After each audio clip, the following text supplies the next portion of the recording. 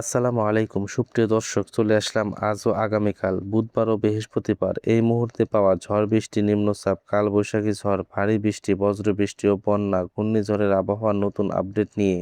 এবার মেঘ বৃষ্টির পর ঘূর্ণিঝড় নিয়ে আবহাওয়া দপ্তর থেকে ভয়ঙ্কর দুঃসংবাদ। মে মাসে বঙ্গোপসাগরে তৈরি হতে পারে নিম্নচাপ, রূপ নিতে পারে বিধ্বংসী ঘূর্ণিঝড়ের দিকে।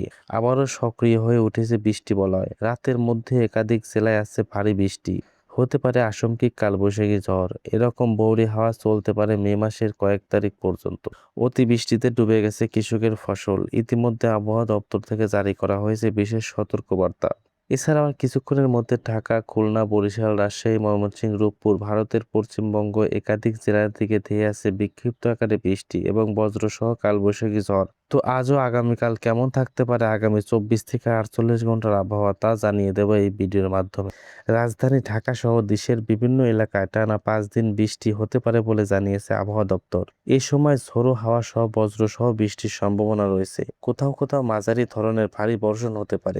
আবহাওয়া অধিদপ্তর জানায়, একটি লঘুচাপের বর্ধিতাংশ পশ্চিমবঙ্গ থেকে উত্তর বঙ্গোপসাগর পর্যন্ত বিস্তৃত রয়েছে। এর প্রভাবে এই বৃষ্টিপাত সম্ভাবনা তৈরি হয়েছে। বুধবার 6 মে পূর্বাভাসে বলা হয়েছে রাজশাহী, ঢাকা ও ময়মনসিংহ বিভাগের কিছু কিছু এলাকায় বৃষ্টি হতে পারে। এছাড়া অন্যান্য বিভাগের 2-1 স্থানে বৃষ্টির সম্ভাবনা রয়েছে।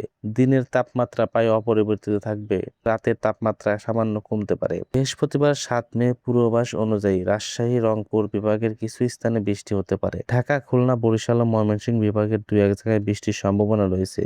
অনেক জায়গায় আংশিক মেঘলা আকাশ থাকবে এবং আবহাওয়া প্রধানত শুষ্ক থাকতে পারে। এদিন তাপমাত্রা বাড়তে পারে। শুক্রবার 8 মে পূর্বাভাস অনুযায়ী বলা হয়েছে খুলনা ও বরিশাল বিভাগের 2-1 স্থানে বৃষ্টি হতে পারে। এছাড়াও দেশের অন্যান্য স্থানে আকাশ আংশিক মেঘলা থাকতে পারে এবং আবহাওয়া প্রধানত শুষ্ক থাকতে পারে। তাপমাত্রা প্রায় অপরিবর্তিত থাকতে পারে। এরকম আবহাওয়ার ভিডিও প্রতিনিয়ত পেতে চ্যানেলটি সাবস্ক্রাইব করে পাশে থাকুন।